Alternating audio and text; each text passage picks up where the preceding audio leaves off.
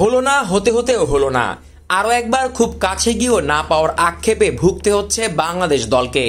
টি-20 বিশ্বকাপে দক্ষিণ আফ্রিকার বিপক্ষে ম্যাচ শেষে নাটকীয়তায় মাত্র 4 রানে ব্যবধানে হেরেছে টাইগাররা। ম্যাচের মাঝে মিশেছিল আম্পায়ারের ভুল এবং নিয়মের বেড়াজাল। আগে ব্যাট করে দক্ষিণ আফ্রিকার দাঁড় করানো 113 রানের জবাবে শুরুতে কিছুটা হোঁচট খেলেও পরে তাওহিদ হৃদয় এবং মাহমুদুল্লাহ রিয়াদের ব্যাটে ঘুরেতে দাঁড়াতে শুরু করে বাংলাদেশ। দারুণ খেলতে থাকা হৃদয় ও রিয়াদে ভর করে জয়ের স্বপ্ন দেখছিল টাইগাররা। তবে শেষ মুহূর্তে আরও একবার হতাশায় মোড়ানো হার দেখেছে বাংলাদেশ। ম্যাচের সবচেয়ে আলোচিত মুহূর্ত বাংলাদেশের ইনিংসের 17তম ওভার, যেখানে মাহমুদুল্লাহ রিয়াদকে এলবিডব্লিউর আউট দেন আম্পায়ার। রিয়াদের পায়ে লাগা বলটা হয়ে যায় 4, তবে আম্পায়ার আউট দেওয়ার ফলে বল সেখানেই ডেড হয়ে যায়, যে কারণে 4 রান আর যোগ হয়নি বাংলাদেশের ইনিংসে। পরে বাংলাদেশ রিভিউ নিলে আউট থেকে নট আউট হন রিয়াদ, কিন্তু সেই বল ডেড, অর্থাৎ 4 রান পায়নি বাংলাদেশ। ম্যাচটাও শেষমেশ হেরেছে সেই 4 রানেই। দেখে নেওয়া যাক বল ডেডের ক্ষেত্রে ক্রিকেটের আইন কি বলছে। এমসিসির আইনে 20.11 ধারায় বল ডেড হওয়ার নিয়মাবলী রয়েছে।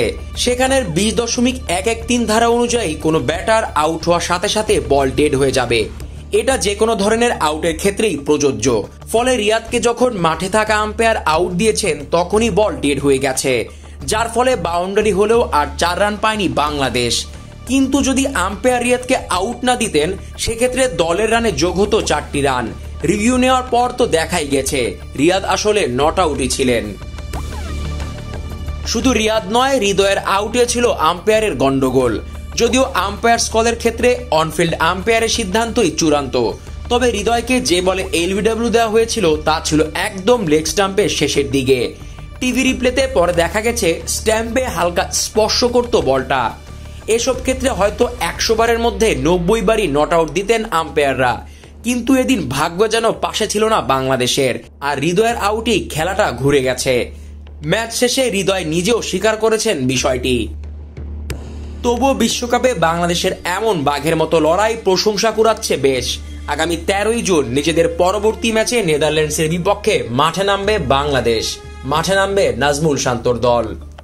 Jisan Ahmed, BD cric time.